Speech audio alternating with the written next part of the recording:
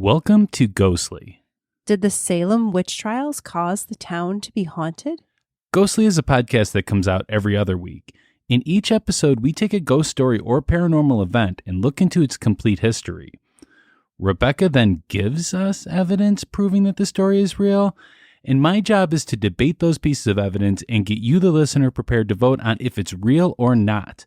If you haven't yet, please hit that subscribe button. And as always, we're your host. I'm Pat. And I'm Rebecca. Rebecca, what's been going on since the Robert the Doll episode? I heard something about a crow. Yeah, nothing good. Nothing good? You need to apologize Nope. to Robert the Doll. No. Lots of bad luck. Okay. Things happening. Well, let's talk about the crow. All right. So, not just one crow. Okay. So, I come into the kitchen and I look out my back door, like a glass like patio door, right? Sliding door. And on the little ledge right outside the door is a crow, and he is cawing and looking inside the house and like in a state. And then What state? like Massachusetts? like a panicky state. And when I get over there closer, he starts tapping on the glass with his beak and not going away. Like I'm there and he's like still doing it. And then I look out the door and now I've got like a murder of crows that hang out in the neighborhood and they're all hanging out on my patio, like sitting on the table, sitting on the umbrella, like whatever, just hanging around. And they're all intent on whatever it is that they think they Were they see. all looking in? Yes. Yeah. And again, like, So what did you do? okay. So again, wasn't going away from me just being there. So I went and I closed the blinds. And What? that freaked them. So you treated them like a traveling vacuum cleaner salesman, basically. Well, as Bob said. I don't want them to like hurt his beak. Like, you hear about that with birds. But now I'm worried that I'm on their bad list because, crows have memories and I'm a little careful when I go outside. Making sure they don't attack me. Now, how about you? Anything weird happen? I had one day. Now, I have heartburn like most Americans nowadays do. And I take a Nexium every day for it. Nexium is not a sponsor of Ghostly, but they could be if they would like to. If they wanted to be. Yeah. And I took my Nexium in the morning like I always do. But at night, I still had a pretty severe case of heartburn. Yeah. It was weird. Yeah, exactly. But then it went away and everything's fine. Okay. So we have some shout outs. There are two ways to get a shout out on Ghostly. The first way is to give us a review on Apple Podcast. We always prefer the 5-star reviews, but we will read any and all reviews that we receive. The second way is to either buy us a coffee on buymeacoffee.com/ghostlypodcast or by going to our website, ghostlypodcast.com, and hitting the Buy Us a Coffee button in the menu, or you could even become a member on Buy Me a Coffee. And we're working on member benefits. Yes. So if you have any ideas of any member benefits, let us know what you would like to have. Yeah. So we have both of those. So do you want to read the first one for us? Sure. You want me to do the Buy Me a Coffee? Yeah. So we have Jessica Perrone bought us 2 coffees. Thank you, Jessica. That was so nice. And then we have Erin Bond, which she is a member of Ghostly Society that we love talking to. She bought us a coffee, and my best friend Nina bought us a coffee as well. Very, very sweet. Thank you to all of you. And then we had a Apple Podcast review from One Section Leader 1. Nice. Yeah, the double ones. I always like that. Spooky fun with the ghost emoji. I can figure out what that emoji means. So the review says, not only is this podcast interesting because I learn a lot about the history of places, people, and their experiences, But listening to Rebecca and Pat debate for and against these ghostly hauntings, supernatural phenomena is so entertaining. I definitely am #team skeptic, but sometimes enough evidence back to back are no longer just coincidences. As Bugs Bunny says, that's all, folks. It's more appropriate to leave with a stay spooked, folks. And that's from Anastasia. I love it. Maybe that's a new closing. Stay spooked, folks. All right.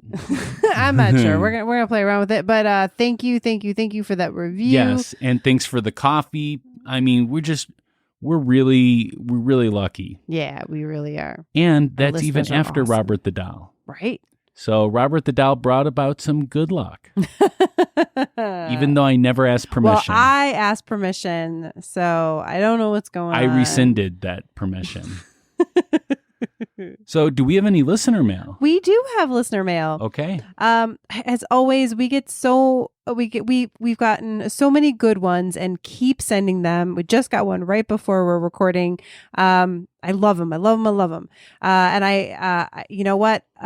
There's a few of you out there that I have sent emails asking for permission to share your story. So if you got one of those and you want us to share it, please let us know. Or just include it when you send the story that it's okay for us to share it. You know, I mean, you can also just send us a story and say, I don't want this to be shared, but I'd like you to hear it. I'm happy with that too. Yes. This is actually one, I'm sorry. I try to do things in order, but this one got to jump the queue because it relates a little bit to a story that we talk about in this episode. It's not an official story that we're talking about in this episode, but we're just going to mention it because we have to. And this person sent us multiple stories, Multiple stories. I can't wait. So exciting. So this is an anonymous. Okay. Okay. So yeah, and you can be anonymous. We don't mind that. Yeah, absolutely. Just let us know. Okay, my first ghost story is from my mother. When my mom was around 5 or 6 years old, she had an encounter with a ghost. It was nighttime, and of course, it was raining outside. My mom was trying to fall asleep, but she could not because of lightning. She decided to look out the window and watch the rain. After a while of watching the rain, lightning struck right outside her window. Wow. Right where the lightning struck was a man standing there staring at my mom. Lightning struck again and he was gone. My mom ran to her parents' room crying and asking if she could sleep with them. She told them what happened, but they did not believe her. She went back to bed terrified. When she woke up in the morning, she realized it was just a dream. But when she went outside, she saw footsteps in the mud up to her window and stopping at the spot where the lightning hit. Wow. That's like a dun dun dun. It's like a song or something. Like I don't even. It's so creepy, or like a Stephen King book, or maybe more Dean Koontz. Seems Can like you sing that song? When lightning struck outside my window. We need Mondo back. Yeah, I'm not good at making up songs. But yeah, super creepy. Wow. Well, thank you, Anonymous. Yes, thank you. And if you have a story to send to us, again, we'd love to hear them. You can email us at info@ghostlypodcast.com or just use the contact form on ghostlypodcast.com. You can also send us actual mail. We love actual mail at P.O. Box number 264, Geneva, Illinois, 60134. And if you've forgotten all of those things, just go to ghostlypodcast.com. And it's all right there. In the footer. Yeah, we have it right there in the footer on every page. You can just scroll to the bottom. So we don't need to do the polls because we all know that I won this one because Robert the Doll is not haunted. Nope. We definitely need to take a stop here at the polls. I don't want to. You know, we got to close the loop on the Robert the Doll episode because Robert needs to know that 79.2% of ghostly listeners believe that Robert the Doll is haunted. Only 20.8% are deniers. And good luck to those of you who voted no. Robert's not going to get you people. Don't worry about it. Robert didn't get us. He just sent some crows our way. All right. So this episode is about the Salem Witch Trials of 1692. As someone who is considered as a pagan or a witch, It was like my version of the Wailing Wall to visit Salem.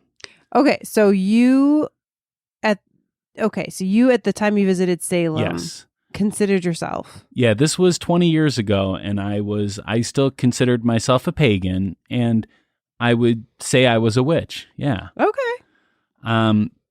And the Wailing Wall, for Jewish people, is a place that they have to go to pay homage, and Yeah, or the Taj Mahal. yeah, exactly. Yeah. And to me, Salem was my version of the Wailing Wall. It was Okay. like a place I had to go, and it was like a rite of passage kind of thing. So I did. And when I got there, I was surprised to see all the shops named after some kind of witchy thing. And the police cars had like witches on their logo. They've embraced it, is what you're saying. Well, I felt a little disgusted, like they exploited the heinous acts of the founders of Salem. And throughout the years, that feeling has lessened, though, I have to say, because I was just happy that people were going to Salem and learning about this part of our nation's really, really dark history. I often feel that learning our history keeps us from recreating that history all over again. But I don't know now because of everything going on in the world. The world is still full of hate and disdain for people that are different than ourselves. And I don't know if that will ever end. In this episode, we're going to talk about that history and examine the idea that some of these supposed witches are actually still there, haunting us. Yep. I don't believe it, but Rebecca's going to give us proof of that, and we're going to see. So we got an email from a good friend of the show, Jacob Mayfield, and he was actually going to Salem right before we were recording our episode. So we thought it would be a great idea to have him come back and not only talk about Salem, but to revisit some of his New Year's predictions for Ghostly. Yeah. Pause right now. If you haven't listened to our New Year's prediction episode, it is fantastic and you should check it out. Jacob is fantastic. Jacob is fantastic. And I knew as soon as he said he was going to Salem, he was going to bring us amazing information back. And he did. Absolutely. So here is our talk with Jacob Mayfield. All right, Jacob Mayfield, welcome back to Ghostly. Hi, Patrick. Hi, Rebecca. It is so good to hear you. Oh, it's so good to hear you. Wow, it's been like 6 months since you've been on Ghostly. And yeah, and we've been thinking about your predictions like this whole time. Yeah, and then Jacob reached out to us about his trip to Salem after he heard we were doing an episode, I should say, and super excited. It's like all together, so we get to talk about everything and catch up, and very exciting. It's so funny. So I'm sure, like many podcast listeners, I'm always listening at random times. So I'm doing the dishes. I'm about to leave for Salem in like 2 days. Huh. And as I'm like, using the scouring pad, I'm like, they should do an episode on Salem. That'd be so interesting. And moments later, you're like, we're doing a Salem episode. I'm like, oh. So I had to email. I was like, this is amazing. So meant to be. Well, you predicted the episode then. Right?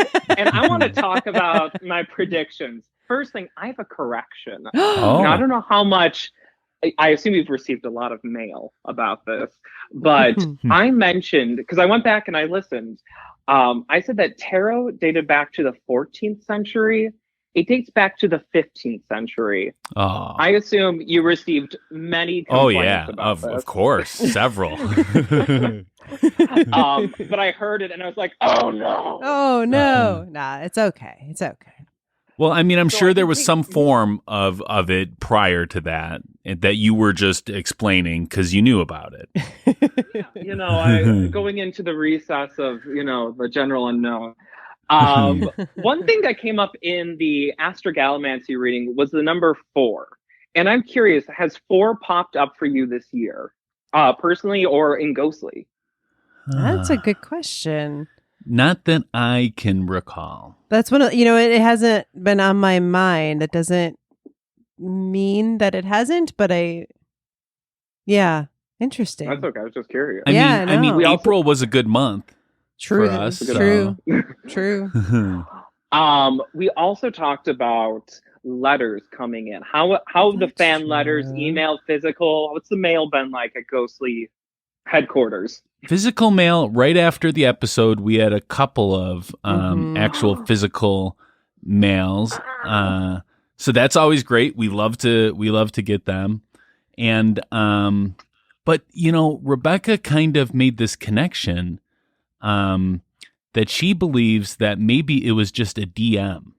I mean, mail today is different, right? I mean, most people do not send physical letters. And so to me, electronic direct mail is mail. Mm-hmm. I mean, that's different than like a comment on Facebook, right? Like, but actually sending a direct message to somebody is mail. Now, wait, April 4, big month.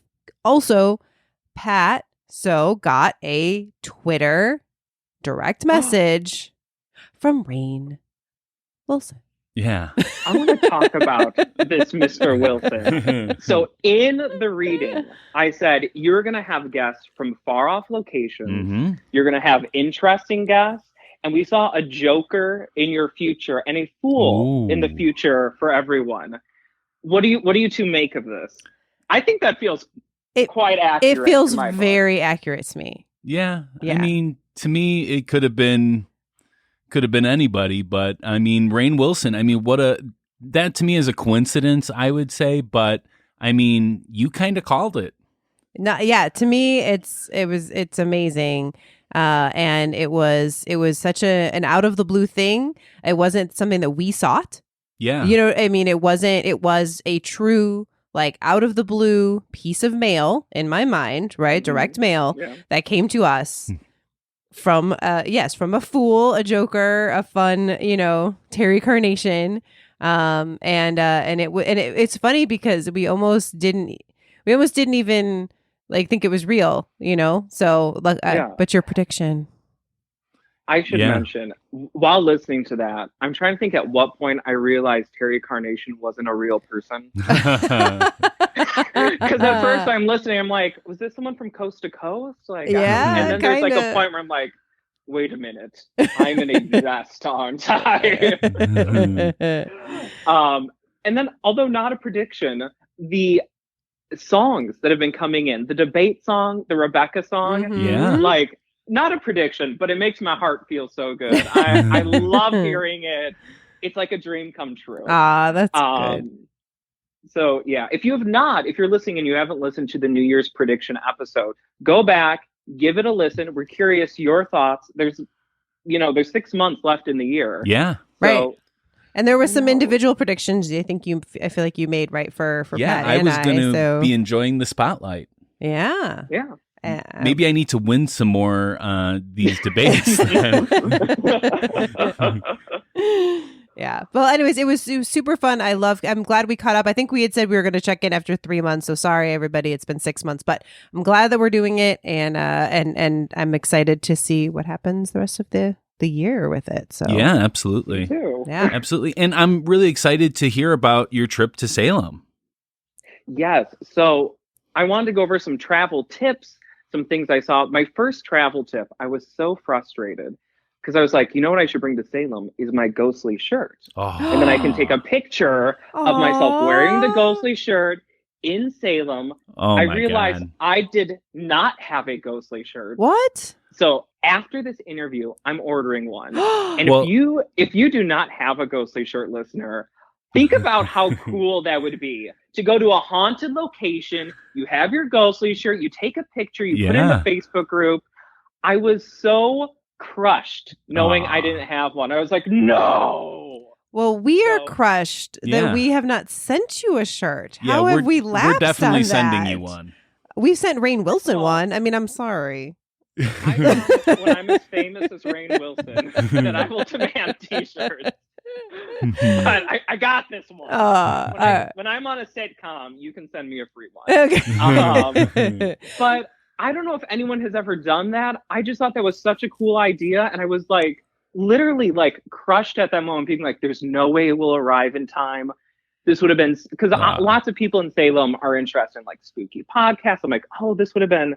So if you're traveling and you don't have a ghostly shirt and you're going somewhere ghostly, like, what a cool thing to bring, right? That definitely we would would love it. Yeah, that's and then put it on that social media. Yeah, as I you just mentioned. I just wear mine to doctor's appointments, so I don't really get many listeners from that. But you do get listeners. Yeah, And the ones who do, quite educated. Yes, yeah, there you absolutely, go. absolutely. Other Salem tips, if you decide to go, is if it's possible, stay in Salem. So it's a really small town and it's very walkable. And really, this is a great moment to sit down with a map as you're planning your trip, because if you have a short amount of time, you don't want to be zigzagging unnecessarily, which is very easy to do in Salem. Okay. But we were able to stay in like Salem proper, and with the exception of going to Marblehead, which is a town next to Salem where there's a very old cemetery, we never needed the car. Oh, So, okay. That's awesome. Nice. Very walkable. Okay, that's really Well, good. I went to Salem, back 20 years ago, and I went up to Toronto, went through Niagara, came back through New York, and wanted to go to Salem. I had this big thing, and didn't make hotel reservations. I figured when I got there, I would just find a hotel. Did not find a hotel, so make hotel reservations in advance. Yes. Okay. When did you go, Pat? Just out of curiosity. It was like exactly 20 years ago. So like, oh wow, 2002, 2001, something like that. Yeah, something. Okay. I don't remember. I don't remember early the exact 2000s. year. There we go. Yeah. But do you remember, like, was it in autumn? Was it in summer? Time of year. Time of year. I'm sorry. Yeah. It was in summer, I want to say. So this actually leads into my next travel tip, which is if you're going to go around September or October, you need to book a year out. Oh, yeah. Oh, I did see they have like a big Halloween thing, right? Oh yes, Rebecca. Very much. It is. So I did some Googling because I wanted to check the statistics on this. About 500,000 people visit in October. Wow. Oh, wow. So Pat and Rebecca, I'm going to put you on the spot. How many people, what do you think the population of Salem is? Like approximately? Ooh. I'm going to say 60,000. I'm going to say 30,000. 43,000. I always go under. Always go under. Have you not watched The Price is Right? But I went over, though, so that means I don't win. Right. Again. Exactly. I don't win. But that's insane to think about that. That's nuts. It brings in approximately 30% of their tourism dollars, and their tourism industry is $140 million a year. Wow. That's crazy. Which, like, when you go there, because it's, it's a town from the 1600s, it's not big. So to think that they could do $140 million in just tourism, is bonkers. And then a restaurant recommendation is there's a place called Flying Saucer Pizza Company. Oh, nice. Not what I was expecting. Right? It's sci-fi themed. And there's lots of great places. Like there's a sea level oyster bar. There's lots of great places for seafood because it's a port town. It's in, it's on the ocean. But it's very beloved by locals, by tourists. And it's one of like the highest rated pizza places in the country. So if you go on like different pizza blogs, it always ranks really high. Oh. It was very good pizza. Okay. Yeah. And as a Chicagoan, you're from Chicagoland area. I know. So. I mean, which is, and they weren't deep dish, which already I'm like, hey, you know what? I think it's a misconception. Most of the time, Chicagoans, we do not eat deep dish pizza or Chicago style pizza. I eat it every day. I don't know what you're talking about. Most of the time when we order pizza, it's just regular pizza, but it's awesome. And it's cut in squares. Yeah. Because that's how you eat pizza. But obviously, we do like the Chicago style deep dish pizza too. Absolutely. But lots of vegetarian options too, which was great. But I wanted to pick a Pat recommendation and a Rebecca one. Ooh, I like that. So, my recommendation for Pat would be there are so many walking tours in Salem that selecting one can be overwhelming. And we went on one called the Bewitched Tour. And the woman who was our tour guide was exceptional. She had her master's in history. It was really like so well done. It was a 2-hour tour. And it was in no way paranormal. It was just historical. Oh, I would love it. Very rich. And I think a nice balance to some of the more kitschy stuff that you can do in Salem. And there's lots of fun, like kitschy stuff. And my Rebecca recommendation would be to visit the House of the Seven Gables. Right? Because I know you're also a book nerd. Yes. Have you ever read the actual book? I haven't. I'm embarrassed, but I haven't. But I'll loan you a copy. Yes. Like, it's fine. Yeah, there's one book you haven't read, Rebecca. No, it is really sad that I haven't. But anyways, yes. Tell me more. So it's really, first of all, it's this beautiful mansion. And it's famous for a secret staircase that has a very complicated history. So the Nathaniel Hawthorn novel was published in 1851. And then the person who owned the house after the Ingersoll family made it into like a historical landmark, like a tourist destination. And in doing so, the history of the house gets very complicated. And actually the tour itself is very complicated. The history, kind of how it's morphed. And I'm just going to give you a source on this, because this could be like a 2-hour episode just on this house. Wow. There's a book called Ghostland by Colin Dickey. Have either of you read this yet?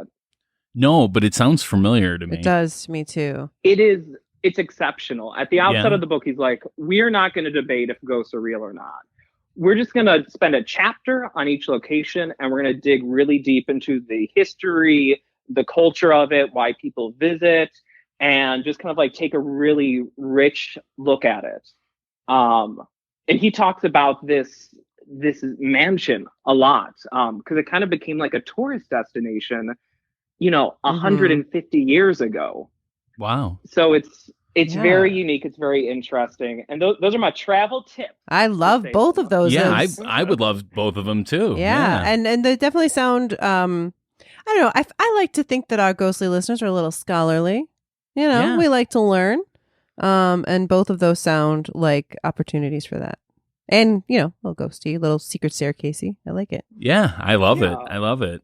So, when you were in Salem, though, did you have any like paranormal experiences or psychic experiences? Great question. So I did not experience anything haunted, but it definitely feels haunted. But I did have an interesting psychic experience. Oh, great. So when you go to Salem, it is very easy to get a psychic reading. Pretty much every business downtown also has a psychic reader. And they're all named something to do with witches and stuff. Yeah, I mean, this town's tourism industry has leaned into the witch. Oh, pitch. yeah, definitely. Which is interesting because historically, there have been times where they've really tried to erase any trace of it. Like Nathaniel Hawthorn, one of his relatives was a judge.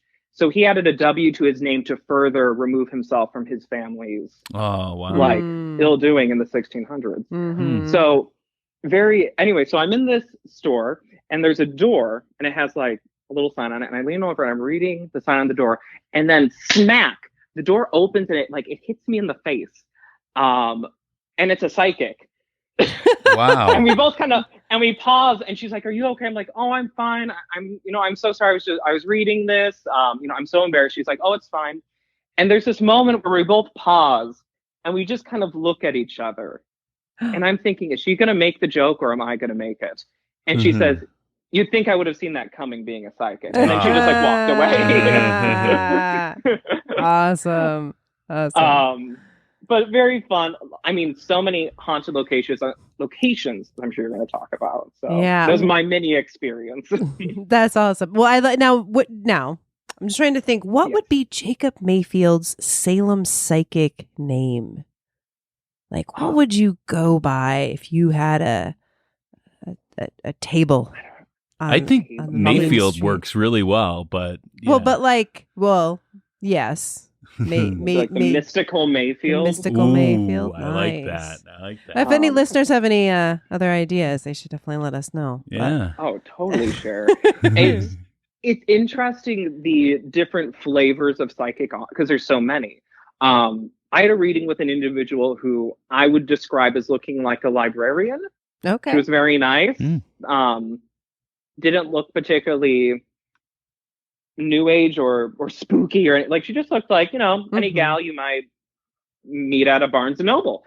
The woman who hit me with the door by accident was wearing like a red like dress and like was very like done up and like very theatrical. So I think there's different things for what you want to experience. I was very pleased with the reading I got. You know, different things for different people. Now, did you tell her that you also do readings, or do you stay away from that? Okay. I did. Because I didn't want it to be like a test. Right. But I had a very enjoyable experience, and she was exceptional, like very accurate. Oh, good. One of the most accurate readings I think I've ever had, which was very like. I was just kind of ready for whatever, you know. Well, you know, but that just goes that shows don't go by appearances. You know, you don't necessarily need to go to the one that looks like the most, you know, flowy gown. What I mean, not that that is bad, but you know, could be somebody that looks like someone that works at Barnes and Noble. Yeah, give you a great reading. I had a really good reading in New Orleans on Samhain on Halloween. Yeah, so it was like the perfect timing for this kind of reading. I think it just makes us more susceptible to it, you know, more open to that idea. Oh, totally. I think location has a lot to do with the experience. Sure. You know, a reading, you know, on Halloween in New Orleans, even if it was the same reading in a Denny's parking lot, it's just going to feel a little more special. Nothing against Denny's, but it's going to feel more special in New Orleans on Halloween compared to, you know, February 3rd at Denny's. Yeah. Now, I have to say, just listening to all of this, not that I didn't want to go to Salem before, but now it really makes me want to go to Salem. You have to go, and Rebecca. It sounds like a reasonable trip. I mean, obviously, you could combine it with going to other places out east and all of that. But you know, it seems like something you could do in a long weekend or a little, you know. Well, I had no idea just how far away it is from like Chicago. Like if you look at a map, it's like, okay, that doesn't seem too far. It's like 20 hours away driving. Wow. Yeah. Yeah. Well. But that's why you fly. That's why you fly. And I'm talking on an airplane pad. Yeah. Oh, not a broom or anything. Not a broom. But you know, if you're leaving from Chicago, it's a very fast flight, and you just fly into Boston, and then it's like maybe a 40-minute drive. So very easy to get to. I was surprised by the things I learned on the trip. So as a very type A person, I like researched so much for this trip. And I don't know if you two do that, like when you travel, if you do like too extensive of research, as if like a tour guide will like fall over and they'll be like, is there anyone here who can conduct the tour? And I'm like, I'm ready. But I was amazed at the things I learned preparing or when I was in Salem. So one of the first things that really surprised me was the major kind of modern event that brought tourism to Salem was the show Bewitched. Oh. What? Yeah. So there was a fire on the studio set in Hollywood. So for their 7th season, they had to film somewhere else. So the first 8 episodes of that season was called the Salem Saga. And they did some of it on location in Salem. And then they did some on like Hollywood, like sound stages. But after that, you know, because America had been watching it for 8 episodes and, you know, fewer channels, like a lot of people were watching really what in a lot of ways is an advertisement. It brought huge amounts of tourism to Salem. And there's actually a statue of Elizabeth Montgomery in Salem. That's awesome. That's amazing. I love Bewitched. Now I need to go. Oh, it's so good. Now I need to go check out those episodes, though. Oh my goodness. Yeah, I don't remember them. They're exceptionally bad. Oh, good. Good. Yeah. So what year was it? How many seasons? So what season was it? Anyway, I'm sure it wasn't at the beginning. No, it was season 7, and I think it was like around 1970. But they're all ridiculous. I mean, in such like a sitcom TV of that era way. Yeah. Mhm. My favorite is, and I'd forgotten about because I didn't watch Bewitched in ages. She has it's like an evil cousin who is Elizabeth Montgomery in a black wig. Oh Of yeah, course. I remember that. She makes a whole bunch of appearances. It's a good time. Yeah. Yeah. It's a good Nice. time. Nice. But that's so interesting. Okay. 70s Um, TV. some- It's just amazing. It's a magical place. It is, yeah. Something else I thought was interesting, which I didn't know until I got there, was Salem's the birthplace of the National Guard. Oh, wow. Whoa. So it started in 1637 in Salem, and then it became like the official birthplace in 2013. Huh. But that's like a big part of their heritage. Okay. Wow. The only place that you can visit that was still standing from the witch trials is called the Witch House. And it was built in the first half of the 17th century by Judge Jonathan Corwin, who was one of the judges in the trials. And it's the only place that's still standing. A lot of other places had been torn down because, Mhm. hundreds of years of decay. But also, there are different times through history, and a lot of historians have like debated about this and written essays and done podcasts and things about when Salem has tried to kind of eradicate its witch history. Mm. I was talking to a Salem local who was like in his, I would say like mid 70s, upper 70s. And I said, out of curiosity, what's tourism been like in your lifetime? Like, what was it like when you were like a kid?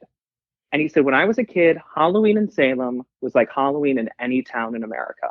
Hmm. Wow. If you went up to someone on the street and you said, tell me about the witch trials, they would have just walked away. Oh, wow. And he said, and then witch from Hollywood came and they filmed some shows. And then there was also an influx after that of different people coming to Salem and opening up New Age stores and witchcraft stores. And it kind of like ballooned from there. But he said, like, when I was a kid, Halloween was just Halloween. Like nothing particularly Wow. special. Interesting. Well, I bet, in the 60s and 70s, they probably had a spike in tourism because paganism really surfaced again. Whereas people that were pagan before that were kind of in the broom closet, they say. Yeah. But yeah, so I mean, I would imagine then it was a little spike, but as the years go on, paganism has spread and people are embracing it and learning more about it. So I would definitely say that people have gone there more often. Like that's the reason why I went. I went to learn. I was a pagan, so I went to learn my history.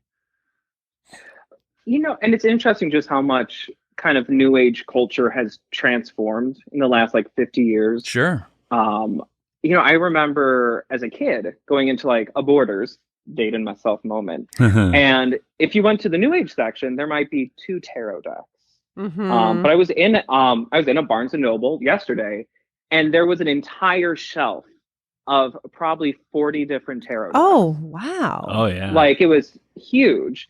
And I always thought this is so interesting. So the section when I was like a kid was New Age or like in religion. Mm-hmm. And it was labeled, I want to say self-transformation. Nice. So like a very different labeling. And even just the history of Halloween.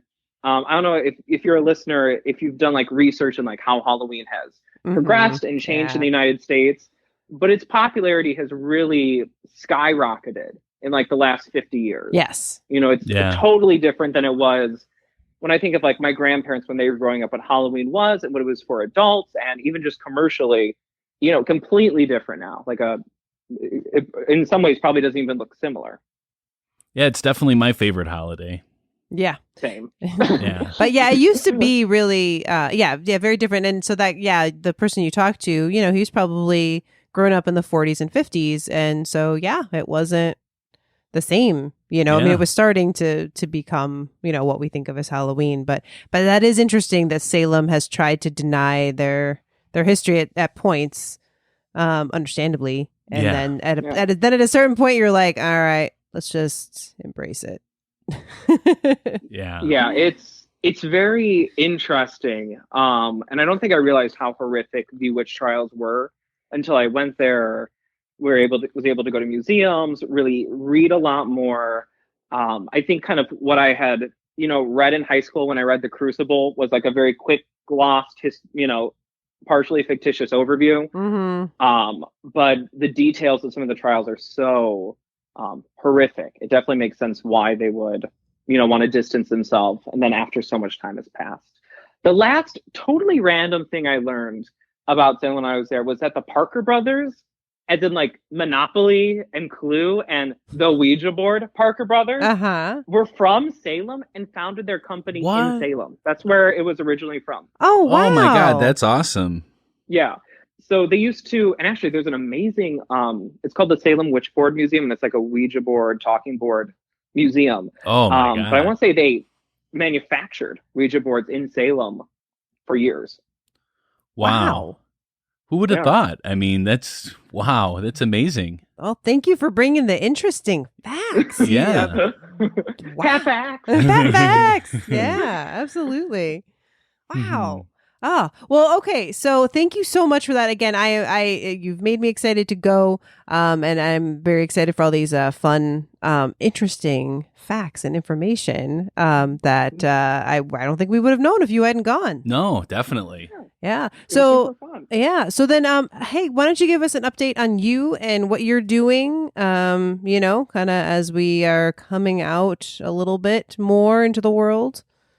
Yeah, just a really fast update. You can still follow me on Instagram at Mayfield Magic, made like the month, field like a field of flowers, at Mayfield Magic. And of course, you can always contact me through my website, mayfieldmagic.com. Definitely going out doing more live in-person events and shows now. But it wouldn't be a ghostly appearance without a contest or a giveaway. You always are so good about that. I love the contest. What can I say? So just like the contest that I've done before, this is for a free 20-minute palm or tarot reading through Zoom. So you can be anywhere in the world and still win. You don't have to be in the Chicagoland area. Okay. So this is what you have to do to win.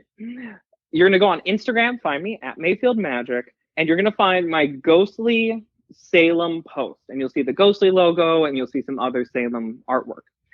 Like it, follow me, and just comment on the post, something that you like from the episodes, like a favorite part or something you found interesting, maybe like a random fact. And then a week from today, I'm going to select a name at random out of a hat, and then I'll contact that person, and they'll get a free 20-minute palm and tarot reading via Zoom. And that's it.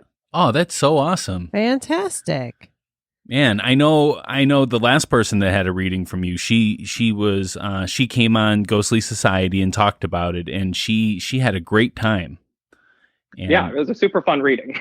Yeah. So definitely you guys got to get out there and follow him and comment on his post. And I mean, you have a chance to win, and a pretty good chance too. So you might as well do it. Absolutely. And it's okay if they're already following you. If they just go and like the post, does that count? Yep. Okay. Totally counts. But follow, like, comment. And last time I think we had maybe 10 people enter. So it was very good odds. Yeah, absolutely. Yeah. For a free reading, that's just amazing. It is. Yeah. And if you are interested in booking a 20, a 40, or a 60-minute reading, of course, you can always direct message me through Instagram or email me through my website. And of course, we can always have a reading that way too as well. Very exciting. And then this way too, if they follow you, then they'll find out all the information for any upcoming shows. Yes. Thank you so much for having me, Pat and Rebecca. I always love my time on Ghostly. I'm so excited to buy my Ghostly shirt so I can have it for all my travels. And I'll see you and I'll hear you and your listeners later. Bye for now. Take care, Jacob. Bye.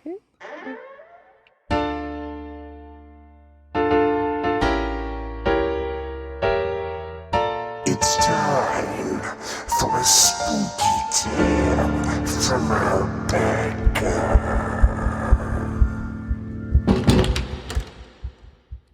All right, Rebecca, that brings us to your ghost story. Yeah. So again, thank you, Jacob. That was all amazing information. It was. Man, I love having him on the show. He's so great. All right. So yes, here is my story. I'm sure everyone has heard of Salem, Massachusetts. I mean, it's one of the most infamous places in the United States. Such horrific things happened here. There's no wonder that a town like this would try to hide its history over the years, but it seems like now they've learned to just embrace it. And my experience there tells me that there really wasn't any other choice for them. There's just too much going on to be ignored. I traveled there a few weeks ago with some friends and we had a great time. We went on several great tours, both history and ghostly. But the story of what happened to me was when we went to dinner. We decided to check out a new seafood restaurant called Turner's. It had great reviews and you can't visit the East Coast without eating great seafood. But we didn't know what else we were going to get here. First, the food was amazing. I had lobster bisque and it was unbelievable, and the crab cakes were beyond my expectations. But what happened after dinner is something I will probably remember even longer than the food. I needed to visit the ladies' room after we ate. As I was walking through the restaurant on my way back to the table, I glanced at the mirrored wall behind the diners in front of me. I had to do a double take. I saw this beautiful woman in white, in a flowing gown that looked very old. Nothing fancy, just simple. And she was just staring at, well, I couldn't tell. It was just a quick glance, but something was off. I just thought she didn't look real. But when I turned around to see her, like see who was being reflected, thinking maybe it was an actor they hired to make some Salem Witch Trial connection. But when I turned around, she was gone. I didn't see her. I looked quickly back at the mirror, and all I could see was a slight shimmer in the air where she had been. But no woman. It was disconcerting to say the least. I had no idea if what I saw was real or just some trick of the eye. But I didn't think that was it. She looked so real. I made it back to the table, and I couldn't shake what I had seen. Our server came to drop off the bill, and I had to ask her about it.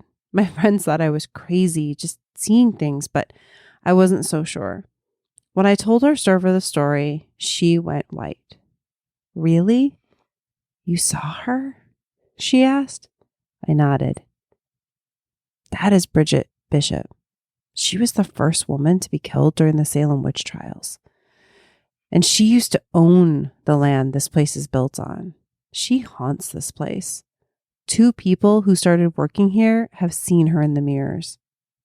And 2 of them quit. We have also had her mess with our electrical equipment. It's scary. If I didn't need this job, I'd quit too. That's my story. I can't explain it, but I saw something, and since others have too, I think it was real. All right, so you're telling me there's another woman in white? Oh, there's multiple women in white. Oh, multiple? I really think it's all the same woman in white, just going around to different places. So yeah, I only found this little story in one place, so I have no idea how accurate it is, but there is a restaurant called Turner's, and supposedly people see women in white in mirrors. Wow. And she messes with their electrics. Well, we're going to take a break, and when we come back, we're going to talk about the dark history of the Salem Witch Trials.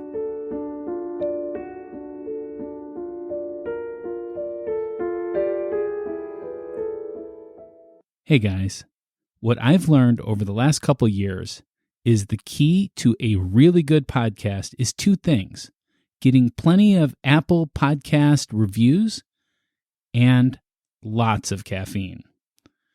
You can help us with both of those. Head over to Apple Podcast, write us a review, and if you feel up to it, you could even buy us a cup of coffee.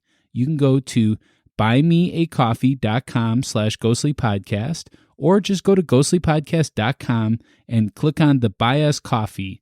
You can sign up for a membership or a one-time donation to us. It would really be appreciated.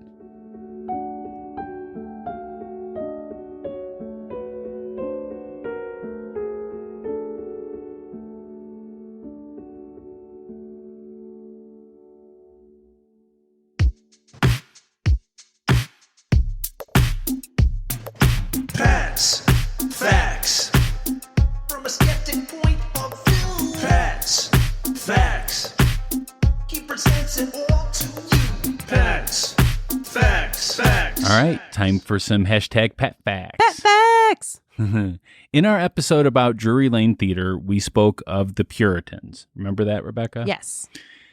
And although the witch trials had ended in Europe, there was all kinds of like the Spanish Inquisition. It seems like every European country had their own little witch trial thing going on. Yes, definitely. Although it ended in Europe, the Puritans brought this crazy idea with them to Salem.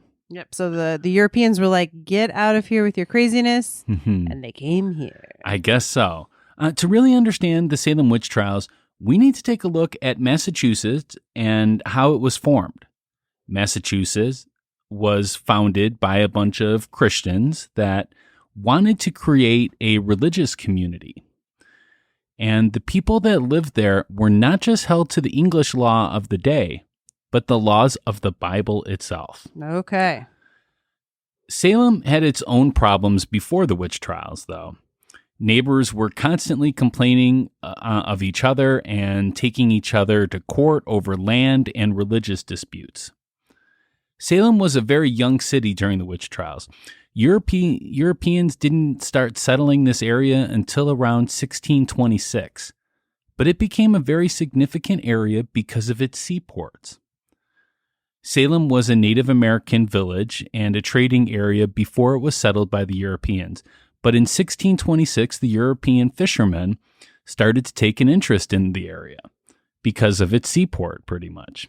And that's pretty much the story of, well, everywhere in the United States. Yeah, I mean, yeah. Yeah. Europeans come along and kick We're out all the interested Native in Americans. that. Yeah. Yep.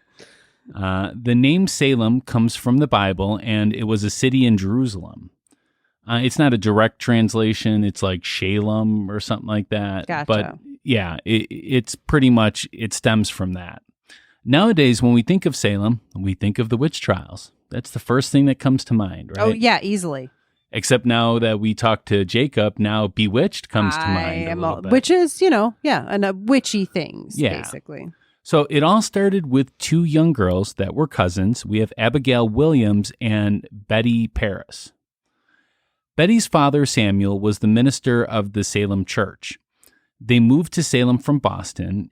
Abigail had been orphaned and was staying with the Parris family. The family had a slave named Tituba and a slave named John.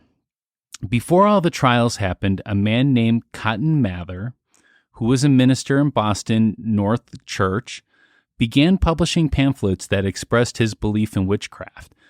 But not in a good way, I guess. Not like, I believe that it's real, but it's not harmful. No, he believed it in a very negative way. Cotton said that if you don't believe in witchcraft and evil spirits sent from the devil, then you really don't believe in God.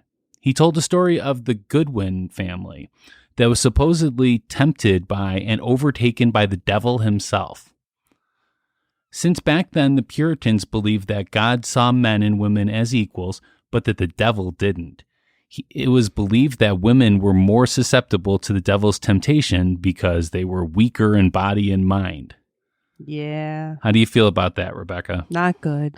No, definitely not. But that is definitely how they thought of, people back then. They thought men were the stronger sex and stronger of mind and body. Yeah. Don't believe. So 4 out of the 6 Goodwin children began having these fits. When a doctor couldn't diagnose a problem, it was always considered witchcraft, and the doctor couldn't figure out what was causing these fits. Symptoms included neck and back pains, tongues being drawn from their throats, and loud random outcries. Other symptoms including having no control over their bodies, such as becoming limber, flapping their arms like birds, or trying to harm others as well as themselves. Okay, and so they were diagnosed with being affected by witchcraft, these children in Boston. Absolutely, yes. So back in Salem now, Abigail and Betty started having the same fits. Betty was 9 and Abigail was 11 at the time. The girls screamed. They threw things about the room. They uttered strange sounds. They crawled under furniture and contorted themselves into peculiar positions, according to the eyewitness account of Reverend Deodat Lawson, a former minister in Salem Village. The girls complained of being pinched and pricked with pins. A doctor historically assumed to be William Griggs could find no physical evidence of any ailment. So what did that mean? He couldn't find anything that would cause this behavior that was a physical But thing. what do you think he diagnosed it as? Oh, then? I'm guessing he went with witchcraft. Yeah. Other young women in the village began to exhibit similar behaviors. And when Lawson preached as a guest in the Salem Village meeting house, he was interrupted several times by the outburst of the afflicted. Oh, so the girls would just like almost like a revival, Something. like, but not that. Yeah. Now, Samuel was kind of a violent man. This is the dad, right? This was the dad, Okay. yeah. He had been accused of beating his slave, Tituba, or he somehow got a confession out of Betty and Abigail that they had all been in a circle of girls with Tituba, leading them in a fortune-telling. They wanted to know who their future husbands would be and find out their careers. Did you ever do that as a young girl? Like, try to see who you were going to marry or anything? Oh, sure. Yeah. Well, we had these little Witchcraft, Rebecca. We had these little like fortune things. They were cootie catchers, and What? Cootie catchers? they like you go Because in and out with girls the have paper. cooties? I don't know why we called them that, but it was like I could never fold the paper to make Oh, one. okay. Others would do it, but whatever. Yes, very common at Yeah. that age. Okay. But they used a method called a Venus glass, which allowed them to observe the shape of an egg white as it floated in a glass of water. In the water, the egg white would resemble a shape or a symbol depicting their future. I like it, except the fact that it Don't led like to it, bad though. things. Yeah. There are more logical reasons the girls fell under these illnesses. One thought was concluded as a compilation of disorders such as asthma, stress, epilepsy, and even boredom. Others believed it was caused by ergot in the rye, which is actually the same thing that's in LSD. Oh, okay. Which has been known to cause similar symptoms, although this has been disproven, because here's the thing. If they had enough ergot poisoning in them, it would have killed some of the people in the town, but also they wouldn't have these little outbreaks of this. This would be happening constantly. Sure. I mean, like if you have an infection and you're twitching from that or whatever, like it doesn't just like stop and then start, and that makes sense. Yeah. Honestly, I'm going to say boredom makes the most sense to me. Yeah, unfortunately. Yeah. Betty's other friends were also beginning to show similar symptoms of bewitching. Ooh. Griggs found it difficult to key in on the exact cure and noticed that the victims were only children. This enabled other villagers to believe that this event was indeed brought on by witchcraft. A neighbor, Mary Sibley, recommended a witch's cake to reveal the name of the witches. She instructed Tituba to bake a rye cake with the victim's urine and feed the cake to a dog. Dogs were believed to support witches and their supernatural powers by following the witch's request. Ugh. Yeah, right? Without alleviation of the illness, Betty eventually named Tituba as one of the evil hands. People have suggested Betty and Abigail wrote down their story before making any accusations, allowing their scenario to be more realistic. Oh, okay. So they like planned it out. They wrote out the story. They kind of knew what they were going to say. Yeah, that's what's suspected, although neither of them ever acknowledged that Okay. fact. In the meantime, Tituba underwent questioning, and other victims, such as Ann Putnam Jr. and Elizabeth Betty Hubbard, began to name their culprits as well.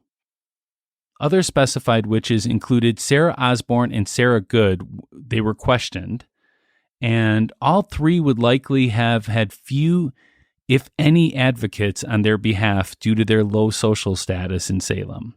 So they picked people that At first, that were just kind of like low-hanging fruit, people that didn't have a lot Yes. of support, poor probably, that kind of stuff. but then eventually it became people that had really good land. During their trial, Tituba confessed as well as turning in the other two women. But she was supposedly beaten into that confession Well, I by mean, Samuel. I mean, we know that false confessions happen today. I mean, it's difficult. Well, also, there might have been other reasons why some of these women confessed to it. There was very high moral standards of the day. And if these women, this is a family show, so I'm going to say if these women had desires outside of what was allowed in the Bible, that they felt that the devil was in them. So, I gotcha. So they were kind of tricked into this almost. But we can go on and on about the trials. To me, it's just more important that we know why these things happen rather than focus on the details of every court case. Do you agree? I agree, because there were a lot of them. Yeah, and sometimes when I'm going through all of them, it gets kind of boring. There's It's too like- many names and it's too hard to follow all these like who did what to whom kind of things. Yeah, I mean, that information's out there if you're interested. absolutely. So all in all, 200 people were eventually accused of witchcraft in a little over a year. Wow. I mean, that is a lot. I mean, well, and as we heard from Jacob, I mean, it's a small town now. I can only Yeah. imagine how small it was then. Yeah, right? Yeah. That So- could have been like half the people. Yeah. There. Yeah.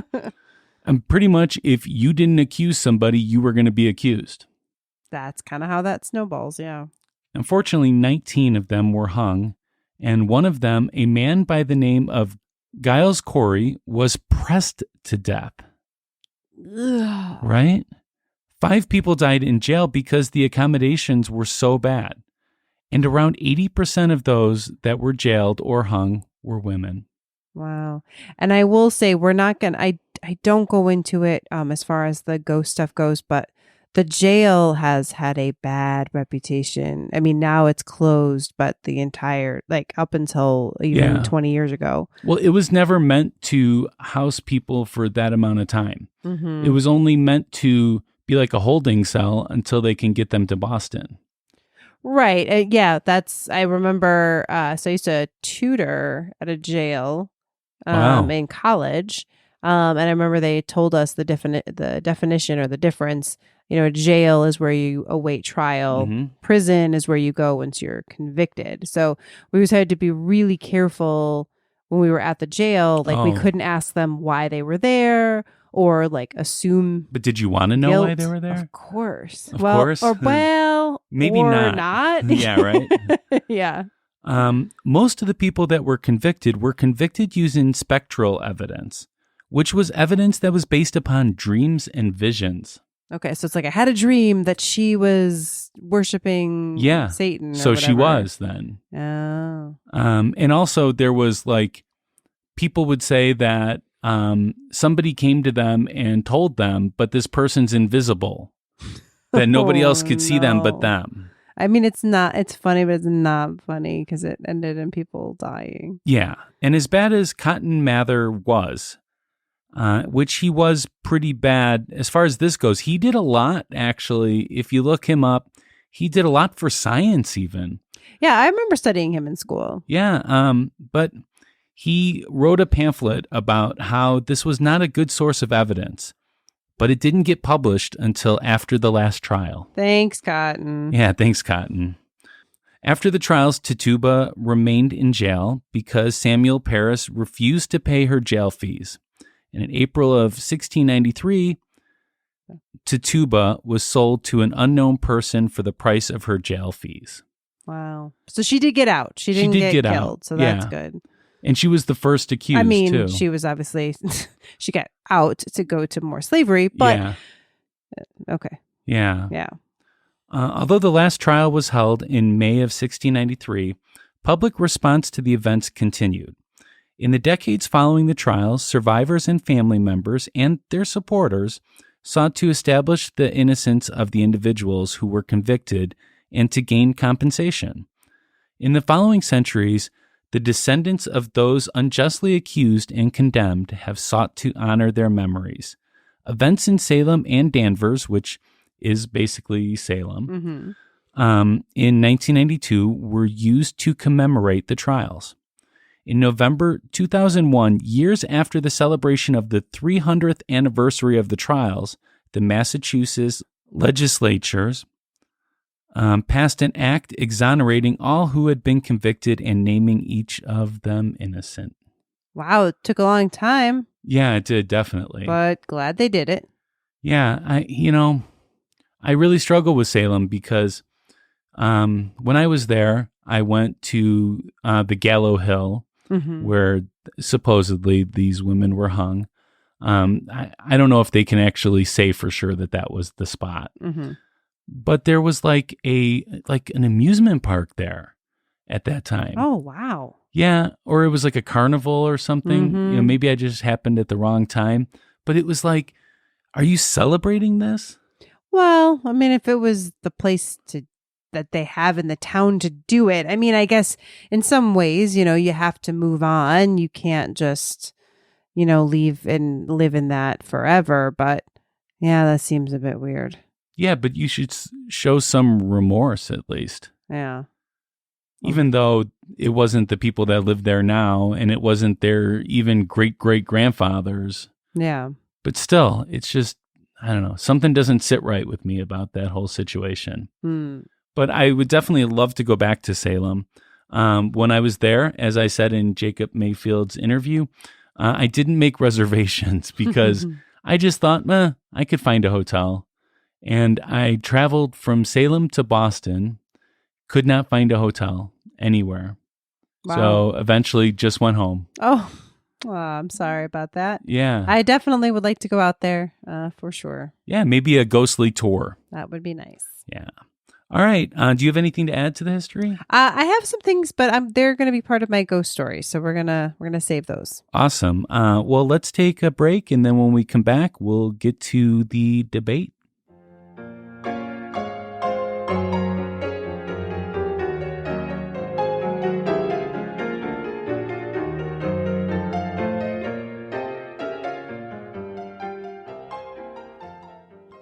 Hey listeners, did you know there's a way to share with the world whether you're hashtag team believer or hashtag team skeptic, or for those who need it, hashtag team the middle? It's our store called Ghostly Gear. Yep, and we even have custom ghostly designs like microclimate or even the Easter Island Massacre or of the ghostly logo. Just visit our Ghostly Gear store right on ghostlypodcast.com to order your t-shirt, hoodie, mug, mask, whatever. Okay. I think we got it. They just need to visit ghostlypodcast.com and click on Ghostly Gear to order right on the website and send us any ideas that you have for new merch. Exactly. Order your merch today and send us a pic of you in your ghostly gear.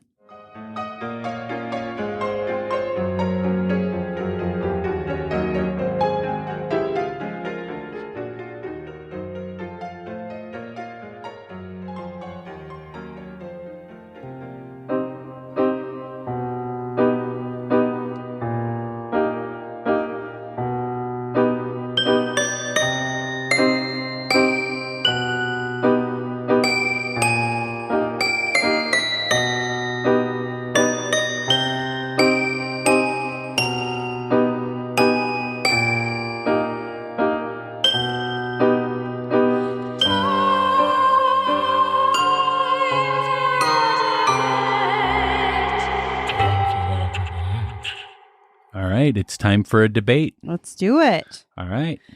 So Salem is a haunted place with a lot of ghost stories. I debate that. Well, not all of them, though, are related to the witch trials. It is an old town on the East Coast by the ocean. So there's a lot of really interesting stories. But I've tried my best to narrow it down to some of the top stories that are related to the trials, but I certainly am not able to get to all of them.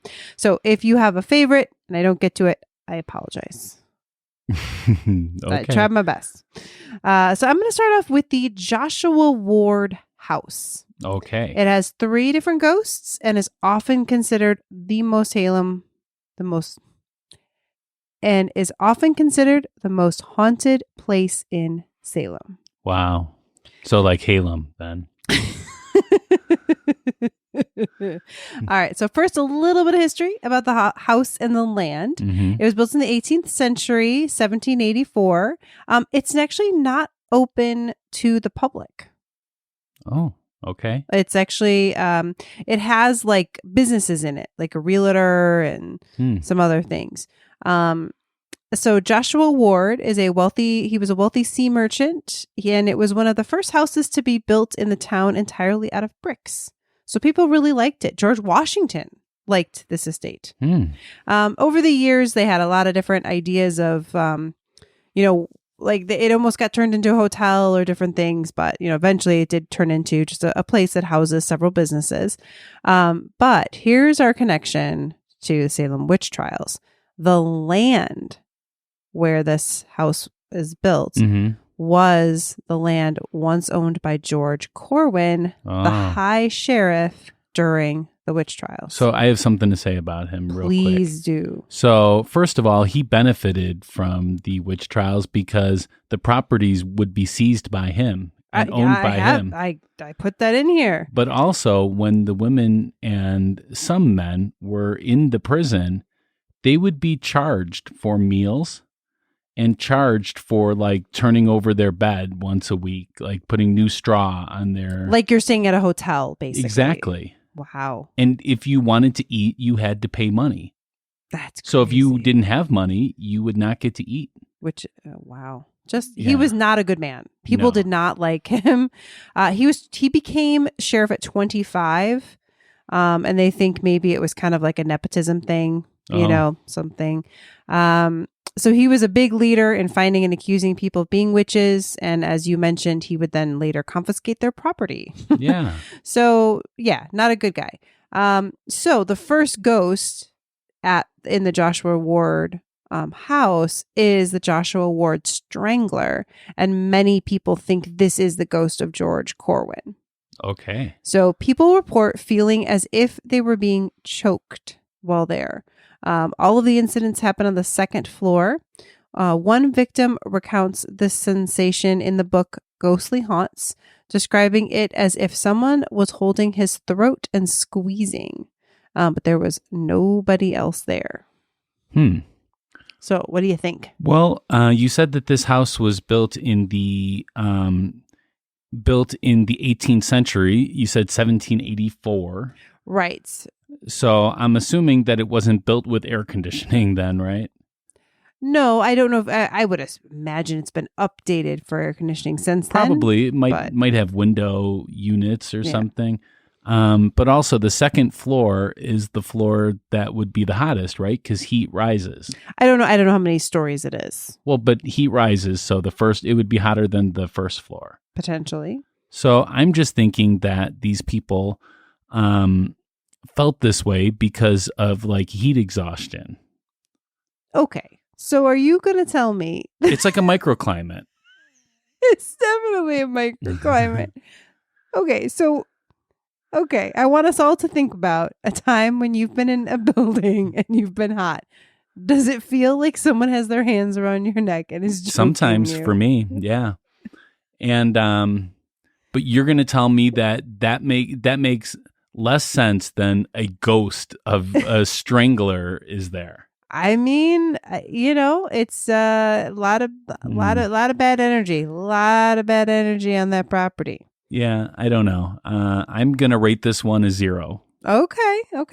I'm going to give this one a 7. A 7? Wow, that's pretty high. Mm-hmm. Okay. All right. The next ghost reported at the Joshua Ward house is that of Giles Corey. Oh, the man that was pressed. Yes. So again, trigger warning with this one. Kind But Giles Corey is known as the only person convicted of being a warlock. I don't like that term. So a warlock, male witch. No, a warlock is not a male witch. Okay. A male witch is a witch. So a warlock, actually, the exact translation of it is a betrayer. So did he betray his friends? I don't know. Well, that's what that means. Okay. Well, for whatever reason, they decided, like, there were other men convicted of being witches. He was the only one convicted of being a warlock.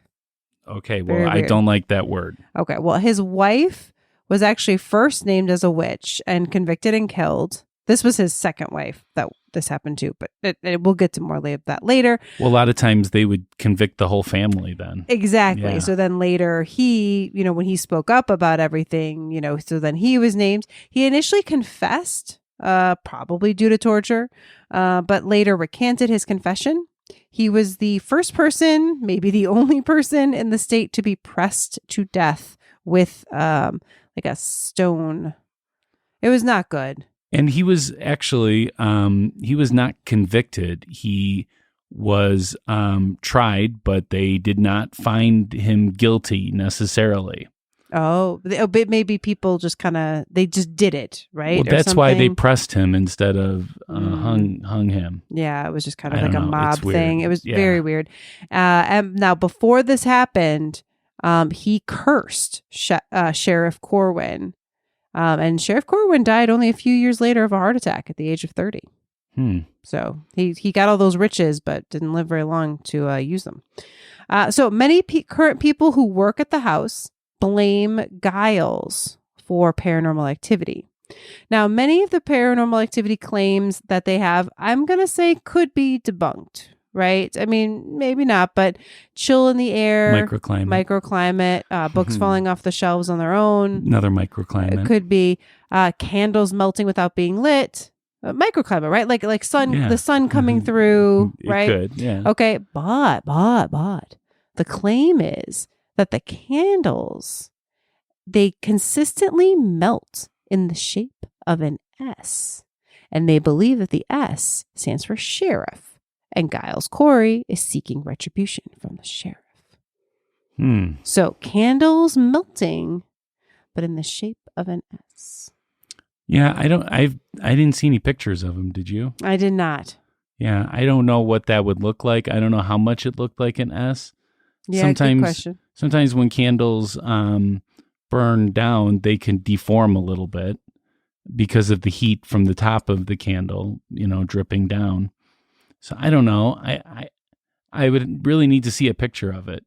Yeah, I did not find anything for that. If anyone has anything, let me know. And why doesn't the S stand for Superman? It could be like countless other things. So it could be a different ghost. That's true. I do not believe that this directly corresponds with the witch trials then. So in other words, this does not prove the witch trials caused this. Okay, so you're giving it a 0, I presume? I'm going to give it a 1 because I can't see the evidence. Okay, all right. I'm going to give this one a 5. Okay. Again, it feels a little, like you said, I couldn't find a picture and I wasn't quite sure exactly. Yeah. Okay. So one more last ghost at this house. And this one is with a photo. The Witch of Joshua Ward House. So supposedly one of the women wrongly accused and killed in the trials, as this is who they think this is. So in 1981, Carlson Realty, one of the businesses that is in the Joshua Ward house, hosted a company-wide Christmas party.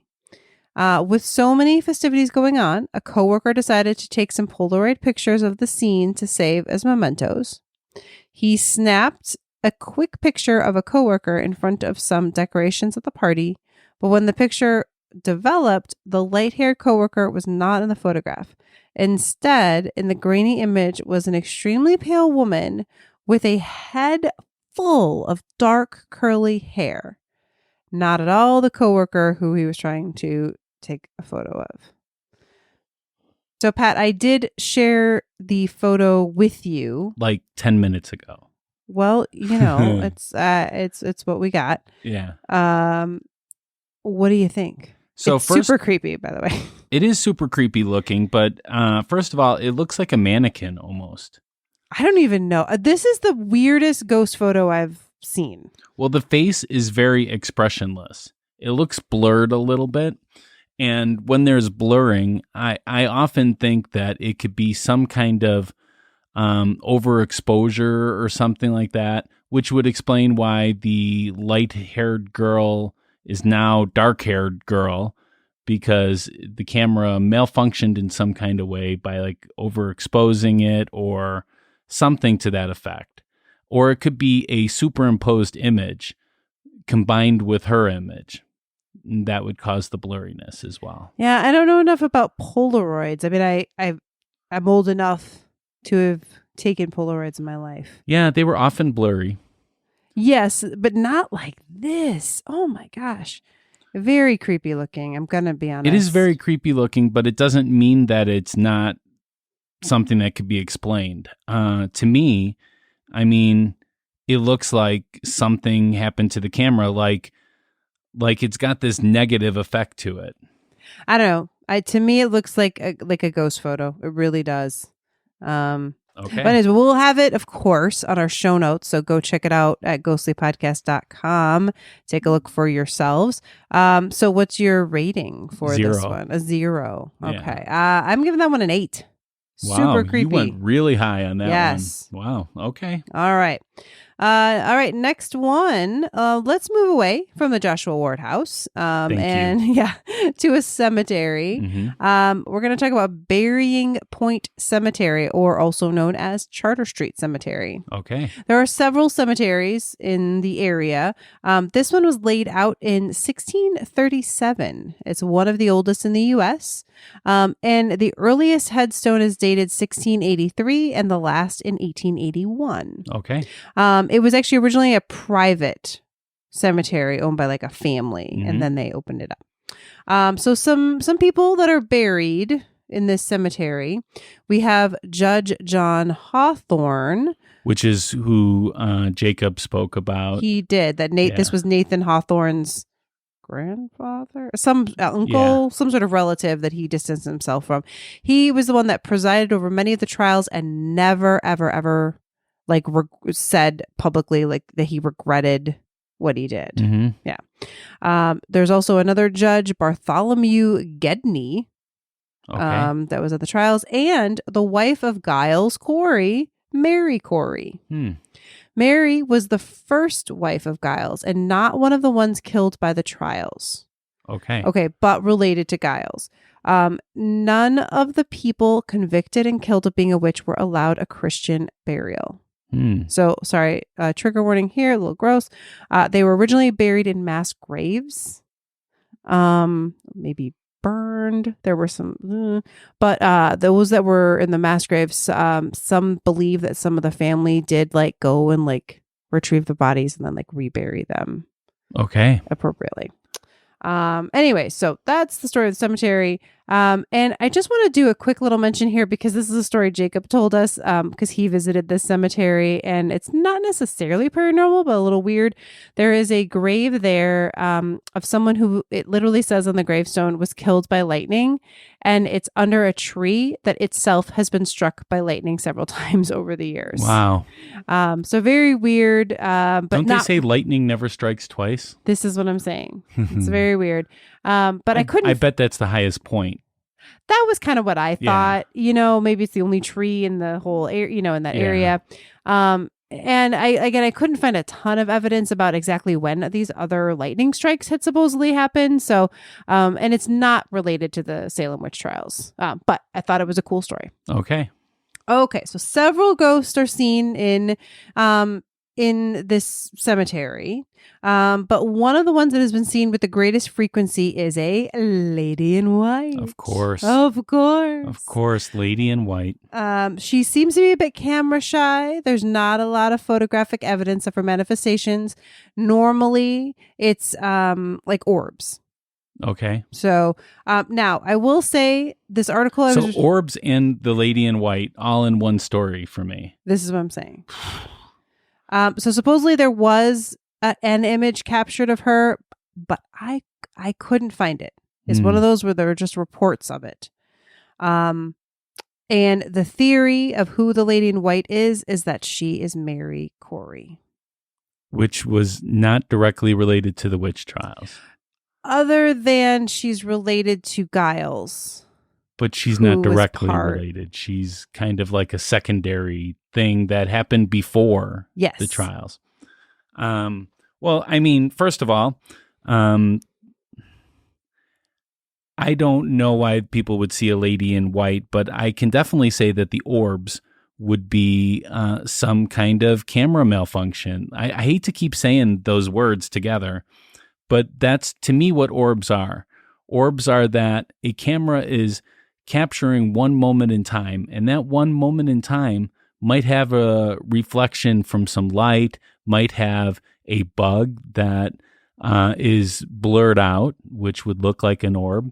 It may have, something else. It doesn't have to be that this is necessarily a ghost. And I don't know who first started this, that orbs are ghosts. I mean, to me, they have nothing to do with ghosts. But anyways, so I disagree with the orb idea. The lady in white, I don't know. In a cemetery, maybe they see some kind of reflection off of another headstone or something like that, or it appears to be that or something. I don't know. Since there is no photographic evidence, I really can't say. And this one I'm going to give a 0 to because I don't like that orbs are in it. You know what? I'm actually going to give this one a 4. Wow, you even went low on this one. I did, because I'm going to be honest. I searched. And I'm not saying that there's no photographic evidence of it, but I could not find it. I think it's just an old wives' tale or something. I mean, it seems like a spooky cemetery, but, can't really go. Not every cemetery is haunted, people. People say they feel weird in it. I don't know. Whatever that means. You feel weird when you're around the remains of loved ones, usually. Yeah, that could be. All right. So our last one is at the Hawthorn Hotel. Built in 1925, it was named after Nathaniel Hawthorne, one of my favorite authors. He has not always been. I'm going to try not to nerd out too much here. Okay. Okay. But he wrote The Scarlet Letter, which I'm sure most of us read in high school. Definitely. House of the Seven Gables, Young Goodman Brown, Rappaccini's Daughter, The Birthmark. I could go on. Here's the thing about Hawthorne. He's a romantic writer. Now, not romantic in the sense of like he writes love stories, but in the sense that he sets a mood. And I have to say, I reread The Scarlet Letter in grad school, and I got such a much better appreciation for that book. I mean, the thing about the romantics is you really just have to let yourself sit in the words, and it's difficult. But it is actually one of the most feminist stories. And he was so anti Puritanism. Wow. Because of, I think, what he grew up with in Salem and his family and all of that. Okay. Anyways, if you haven't read Hawthorne in a while, consider taking a listen or taking a read.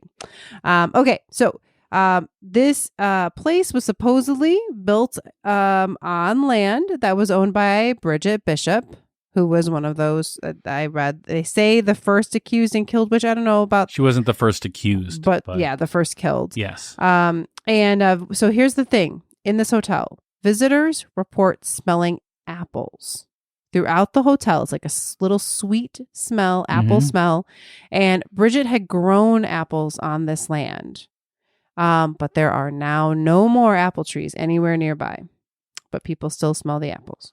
Okay. Well, I wonder if any of the wood in the hotel is from apple trees. I wouldn't think so. I wouldn't think so either, but you never know. And also, too, I wonder if it's the hotel that uses that kind of fragrance. It's a pleasant smell.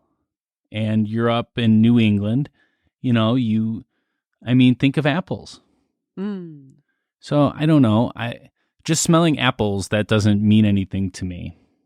There's a lot of different reasons why people could smell apples. What if there's a guest that stays there that loves apples? Well, but it's consistent. And over the years, people have smelled this. I didn't smell it. You weren't there. No, I wasn't, but I didn't smell it, though. So what's your rating? I'm going to give this one a 0. To me, the smell of apples throughout a hotel does not say paranormal. It says it could be other things. All right. I am going to say paranormal. I am going to say this one's a 7.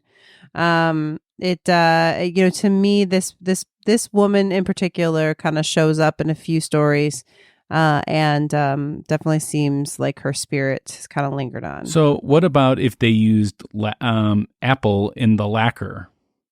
But it's not constant. It's not like You told me it was constant. No. So meaning it was like it's throughout the hotel. Like there's not like just one floor or one room, but it's not like every moment of every day you smell it. Like it's Well, that sounds like kinda a delightful add-on to a house. I mean, it's not a bad thing compared to many paranormal things. I'd rather it smell like apple than BO. Let me just say that. It sounds pleasant. It's a nice haunting. I don't know. All right. So what was your rating on that? 7. 7. So what's your overall rating? Okay. So my overall rating for Salem, that the Salem Witch Trials led to Salem being haunted, is a 7.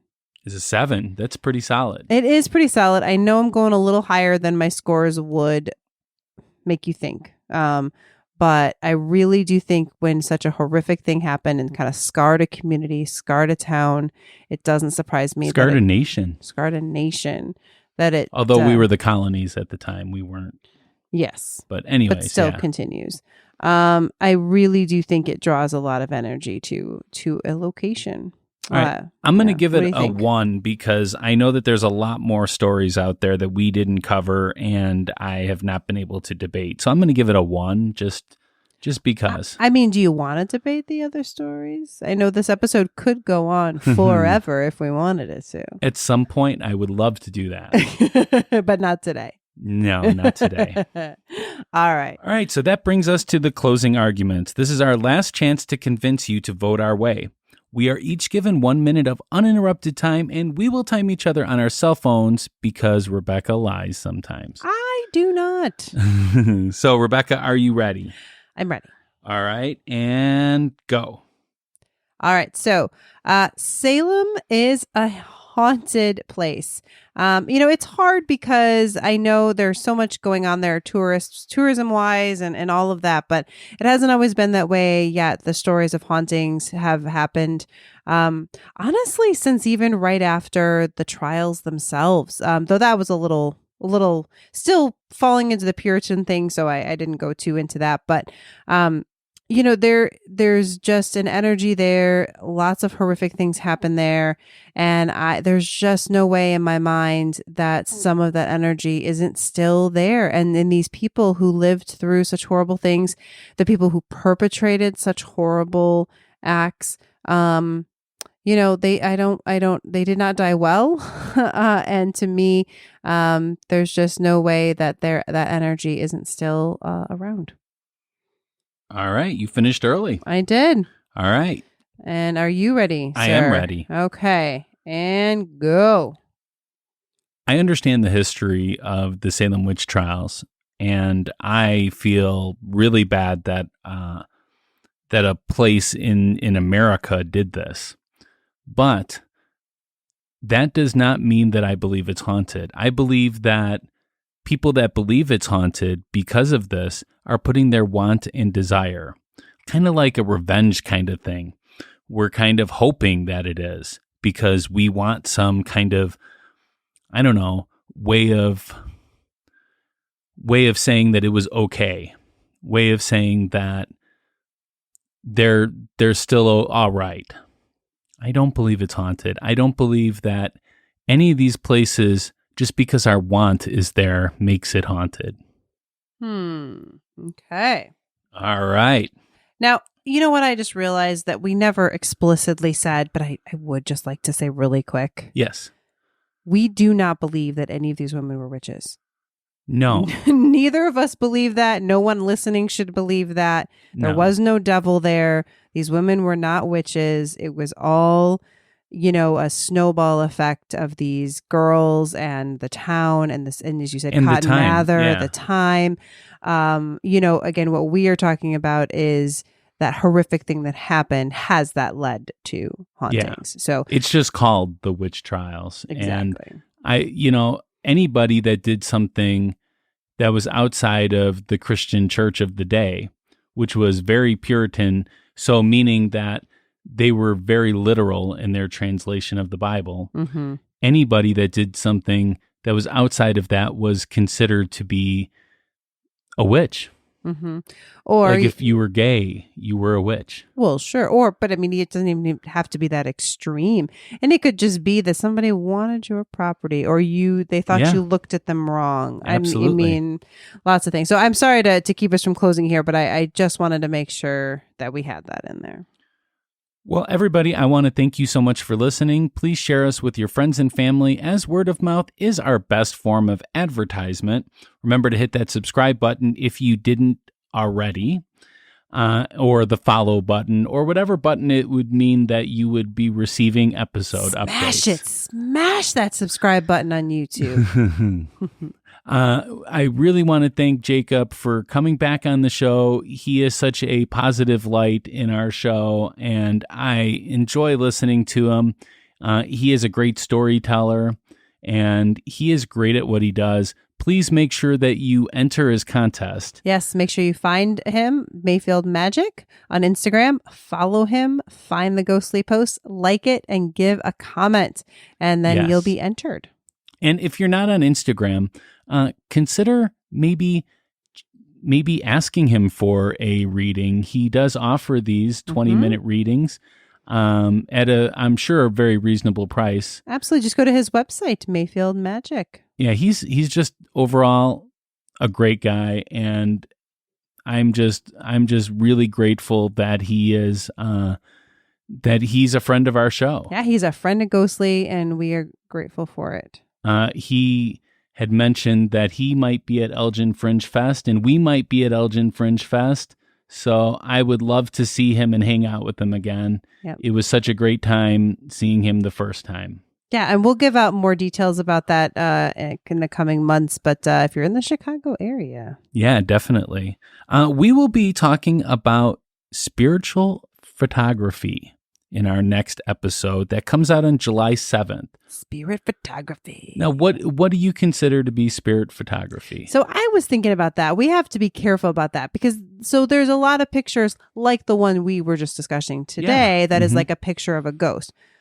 But I think spirit photography or spiritual photography is more on purpose. Oh, okay. In my mind, I got to do more research. Yeah. We're not there yet. But my thought was that it's more like someone is like they take a picture with the purpose of trying to get a picture of a spirit. Yeah. And there's a lot of forms of that.